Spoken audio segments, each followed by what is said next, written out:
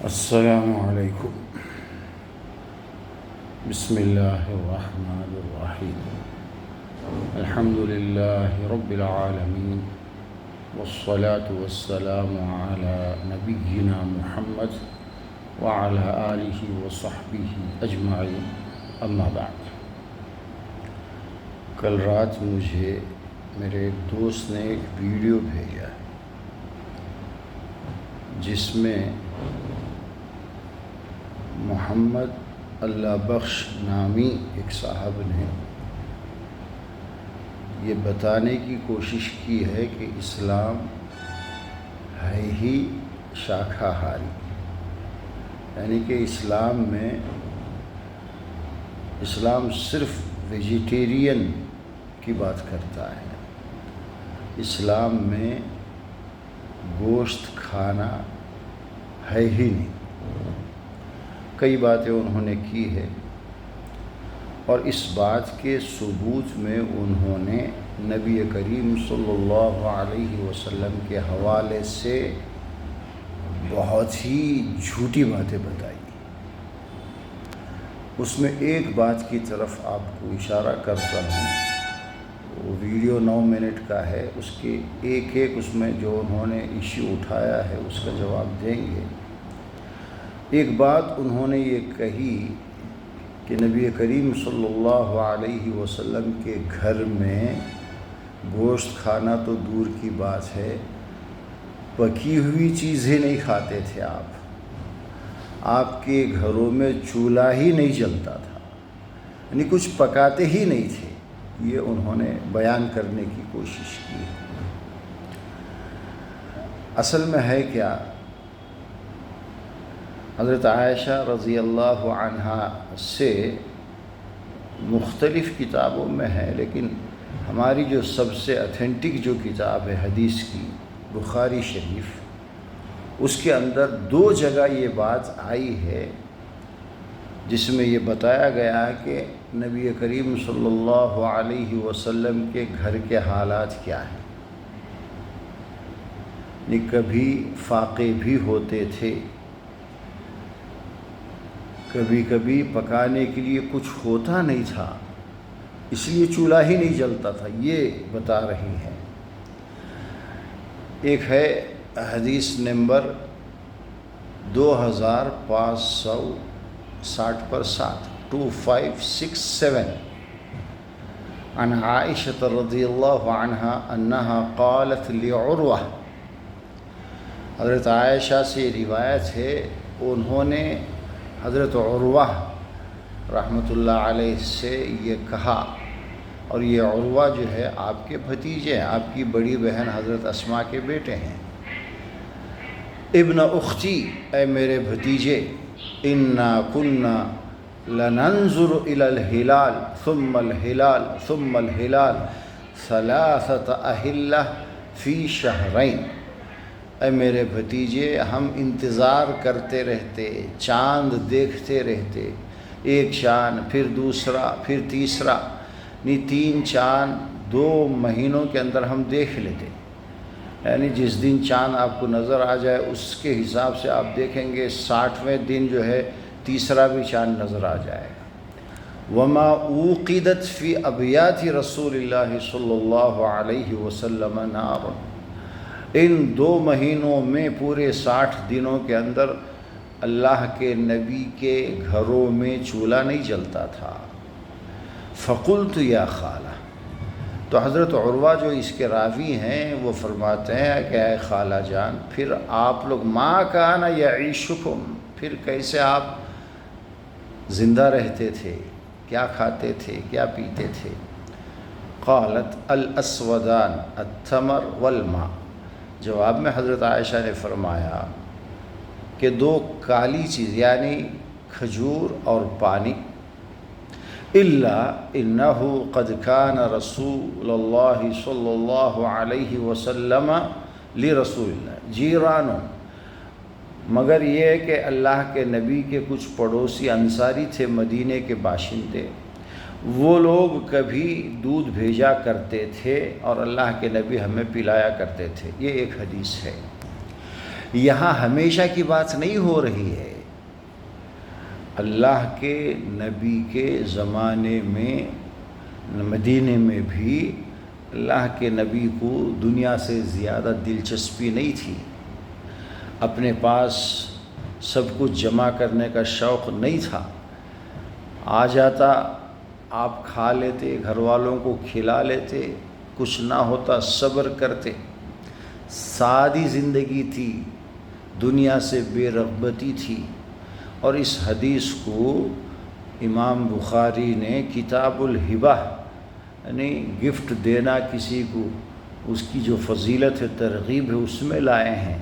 اور یہاں وجہ استشہاد جو ہے وہ یہ ہے کہ انصاری اللہ کے نبی کو ہبہ کرتے تھے، یعنی دودھ بھیجا کرتے تھے، اس کو ثابت کیا۔ تو پرماننٹلی ہمیشہ کی بات نہیں ہو رہی ہے، کبھی ایسے حالات پیش آتے تھے کہ پکانے کے لیے کچھ نہیں رہتا تھا، اس لیے چولہا نہیں جلتا تھا، اور 2 مہینے تک یہ حال مسلسل رہتا تھا۔ اور دوسری حدیث یہ بھی حضرت عائشہ کی صحیح روایت ہے، 6450 پر 8، 6458۔ اس حدیث میں حضرت عائشہ رضی اللہ عنہ کہتی ہیں، کان یأتی علینا الشہر ما نوقد فیہ نارا، کبھی کبھی ہمارے ایسے حالات ہوتے تھے کہ ایک مہینہ ہم چولہا نہیں جلاتے تھے۔ انما هو التمر والماء، پھر ہم کھجور اور پانی سے ہی زندگی گزارتے تھے۔ الا ان نؤتی باللحیم، اسی دوران کبھی کبھی ہمارے پاس کہیں سے تھوڑا سا گوشت آ جایا کرتا تھا، کوئی بھیج دیتا، کوئی گفٹ کرتا، پکا ہوا گوشت تھوڑا سا، جیسے ہوتا ہے گھر میں کچھ بنتا ہے تو ہم شیئر کرتے ہیں دوستوں میں، پڑوسیوں میں، تو اسی طرح اللہ کے نبی کے یہاں کسی کے یہاں سے آ جاتا تھا، باللحیم کے لفظ ہے، تھوڑا سا، جسے ہم کھا لیا کرتے، اور اس طرح سے ہماری زندگی گزرتی۔ اور اس حدیث کو امام بخاری نے کون سا چیپٹر ہے، کس میں لائے ہیں؟ اللہ کے نبی اور صحابہ کا گزر بسر کیسے ہوتا تھا، اس باب میں لائے ہیں۔ تو کیا پتہ چلا؟ فاقے ہوتے تھے، کبھی کچھ ہوتا نہیں تھا، لیکن اسی حدیث میں، یعنی 2 ہی حدیث اس بارے میں ہیں، اس میں گوشت کا بھی ذکر ہے، کہیں سے گوشت آ جاتا تو ہم کھا لیتے تھے۔ یہ کہنا کہ اللہ کے نبی کے گھر میں کبھی چولہا نہیں جلتا تھا، بہت بڑا جھوٹ ہے۔ اور یہ کہنا کہ آپ شاکاہاری ہیں، آپ نے گوشت نہیں کھایا، یہ اس سے بڑا جھوٹ ہے۔ ہزاروں آپ کو واقعات ملیں گے، ہزاروں آپ کو دلیلیں مل جائیں گی، اللہ کے نبی نے اپنے ہاتھوں سے ذبح کیا ہے، اپنے ہاتھوں سے نہر کیا ہے۔ ذبح کہتے ہیں بکرے، مینڈے، گائے وغیرہ، ان کو ذبح کیا جائے۔ نہر کہتے ہیں اونٹ کو ذبح کیا جاتا، اسے عربی میں نہر کہتے ہیں۔ یہ دونوں تواتر کے ساتھ ثابت ہیں، یعنی اس طرح ثبوت ہے کہ آپ شک ہی نہیں کر سکتے۔ اور کوئی یہ کہے کہ اللہ کے نبی نے گوشت نہیں کھایا، آپ اسے چھوتے بھی نہیں تھے، ان ساری احادیث کا وہ انکار کر رہا ہے۔ اسے اگر کسی اور کے فالو ہونے میں، اسلام کو چھوڑنے میں اس کو اچھا لگتا ہے، لگے جائے، اپنے آپ کو مسلمان بھی کہے، اور اسلام کا مطلب مسلم ایمان بھی بولے، اور یہ لوگوں کو ایڈوائز دے کہ انسان کو سچی زندگی گزارنا چاہیے، سچ بولنا چاہیے، اور 5-10 سال کے ریسرچ میں اس کو اتنا جھوٹ ہی ملے، اس کے علاوہ کچھ نہیں ملے، ساری باتیں جھوٹی بولے، اور اپنے آپ کو جو ہے بڑا سچا ثابت کرنے کی کوشش کرے۔ جواب اس لیے دیا جا رہا ہے کہ اسلام کی جو حقیقت ہے وہ سامنے آ جائے۔ اسلام میں ویج نان ویج اس طرح کی کوئی تقسیم نہیں ہے، یہ حالیہ تقسیم ہے ویج نان ویج کے نام سے۔ پرانے زمانے میں اس طرح کی کوئی تقسیم نہیں تھی کہ نان ویج ویج۔ اسلام نے تو کہا کہ جو پاک چیزیں ہیں کھاؤ، اس میں ویج بھی ہے، نان ویج بھی ہے۔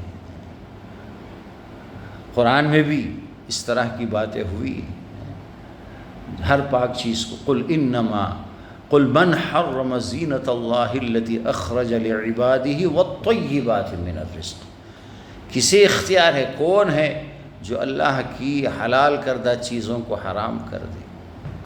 پاکیزہ رزق ویج بھی ہے، اسلام کی نظر میں نان ویج بھی ہے، دونوں برابر۔ ہاں، نان ویج میں کچھ جانوروں کو ہم نہیں کھا سکتے جسے قرآن میں واضح کر دیا ہے، اس کے علاوہ جو حلال جانور ہیں وہ بالکل ٹھیک ہیں، آپ کھا سکتے ہیں، آپ کے لیے کوئی اسلامک اعتبار سے کوئی غلط نہیں ہے۔ اب اگر کوئی نہیں کھاتا ہے تو زبردستی اسے کھانے کے لیے بھی نہیں کہا جائے گا، بس اس کے ذہن میں یہ ہو کہ بھائی یہ حلال تو ہے، لیکن جیسے گائے حلال ہے ہم مانتے ہیں، لیکن حالات کے حساب سے ہندوستان کے اندر ہمارے علماء نے یہ کہا کہ دوسروں کے جو اعتقادات ہیں اس کو سامنے رکھتے ہوئے ہم گائے نہ ذبح کریں گے، نہ قربانی دیں گے، نہ کھائیں گے۔ اس کے علاوہ باقی جو حلال جانور ہیں شوق سے کھا سکتے ہیں۔ تواتر کی یہ ایمانیات میں سے ہے، اللہ نے اور اس کے رسول نے جن چیزوں کو حلال کہا ہے اس پر اعتقاد رکھنا، اس کو حلال جاننا سمجھنا یہ بالکل ضروری ہے۔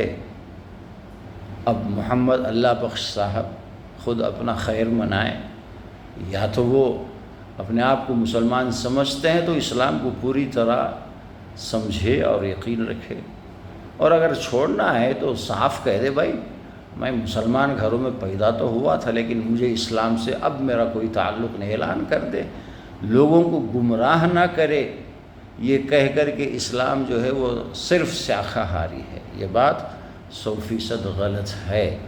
واللہ اعلم بالصواب۔ باقی چیزیں ایک ایک کر کے ہم کلیئر کریں گے انشاءاللہ۔